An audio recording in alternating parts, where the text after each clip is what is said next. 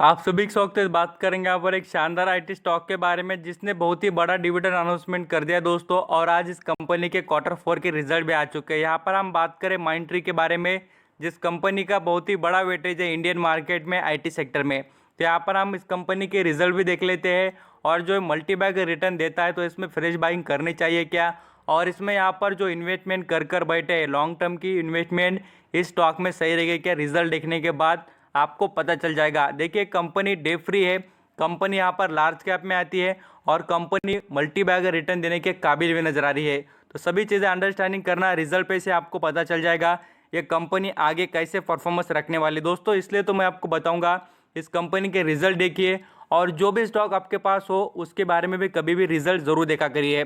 पहले यहाँ पर हम जान लेते हैं कंपनी के रिजल्ट कैसे रहे और कंपनी ने कमाई कैसे की। यहाँ पर आपको कंपेयर करके दिखाऊंगा दोस्तों इस कंपनी के रिजल्ट के बारे में।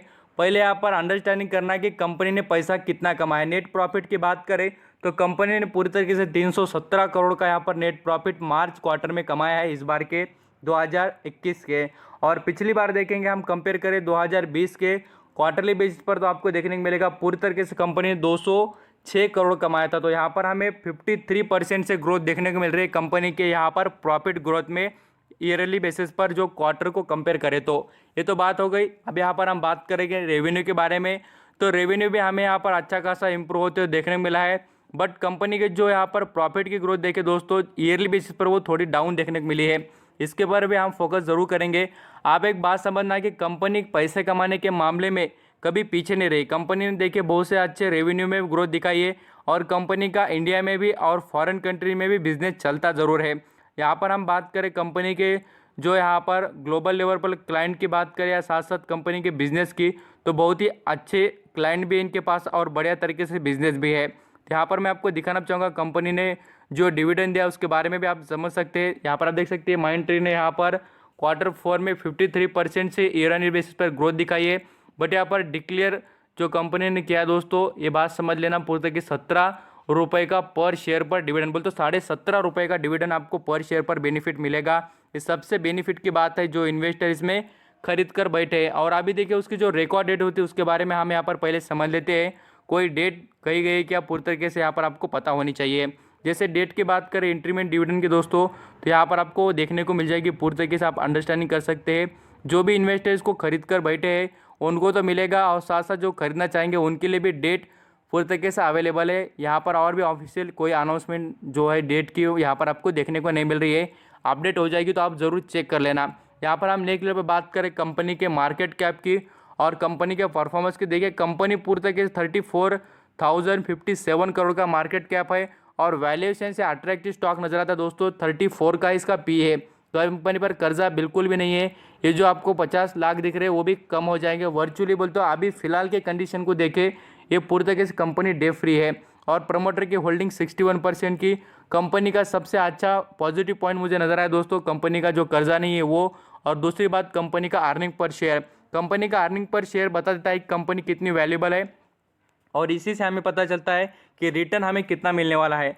अर्निंग पर शेयर भी देखना चाहेंगे, रिटर्न ऑन इक्विटी भी देखना चाहेंगे ना, तो ज़रूर ये सभी चीज़ों को नोटिस करना। और सेल्स की बात करें तो कंपनी की 10% से सेल्स बढ़ रही है और नेट प्रॉफिट देखेंगे तो 8% से। आरओसी की बात हो या रिटर्न ऑन इक्विटी जो होता है उसकी बात करें तो कंपनी यहाँ पर परफॉर्म बढ़िया ही कर रही है दोस्तों। जैसे यहाँ पर हम इसके परफॉर्मेंस की और कंपैरिजन करें मार्केट कैप की और अदर आईटी सेक्टर के स्टॉक के बारे में, तो एक कंपनी यहाँ पर 6ठे नंबर पर आती है इंडिया में इन्फोसिस।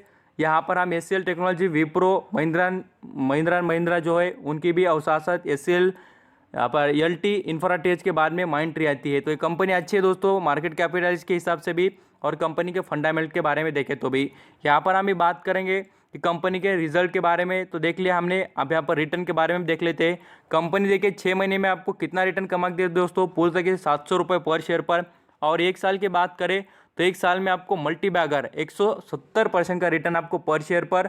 और पैसे में देखिए कितना, तो यहाँ पर 1200 क्यों 1300 पूरी तरीके से पकड़ सकते हैं हम, 1300 रुपये आपको पर शेयर पर इस स्टॉक में कमा के दे है। यहाँ पर आपको बताना चाहूँगा दोस्तों 5 साल की जर्नी देखेंगे तो आपको देखने को मिलेगी। बिल्कुल देखिए 700 रुपये से आज कहाँ पर है स्टॉक, और इसी को कहते हैं मल्टी बैगर। और क्या कहेंगे दोस्तों आपको यहाँ पर देखने को मिलेगा 2007 में 63 रुपये पर कंपनी लिस्ट हो गई थी और आज देखिए 2000 प्लस चल रही है। यही आईटी सेक्टर के स्टॉक की क्वालिटी होती है जो परफॉर्म भी करते हैं और रिटर्न भी कमा के देते हैं। आप देखिए 700 रुपये का शेयर था जो यहाँ पर पुर्तगीज 2016 में, और आज देखिए 2000 का बन चुका है। बोले तो यहाँ पर कितना परसेंट का रिटर्न मिला आप खुद देखना, तब आपको पता चल जाए। यहाँ पर आप देखिए कितना आउटस्टैंडिंग रिटर्न है। गिरावट के बाद में भी, जो कोविड-19 की गिरावट हुई थी मार्च में, उसके बाद में भी इतना उभर कर इस स्टॉक ने पैसा कमा के दिया है जरूर इन्वेस्टर को। तो आई होप यहाँ पर माइंड ट्री के बारे में समझ चुके होंगे आप, और मुझे लगता है जो इसमें खरीदारी कर कर बैठे हो कंटिन्यू भी कर सकते हैं, और जो यहाँ पर फ्रेश बाइंग करना चाहेंगे तो थोड़ी गिरावट होने देना दोस्तों, आपको यहाँ पर इसमें मौका जरूर मिलेगा। थैंक यू सो मच आपका कीमती देख के सभी इन्फॉर्मेशन सुनने के लिए। Thank you.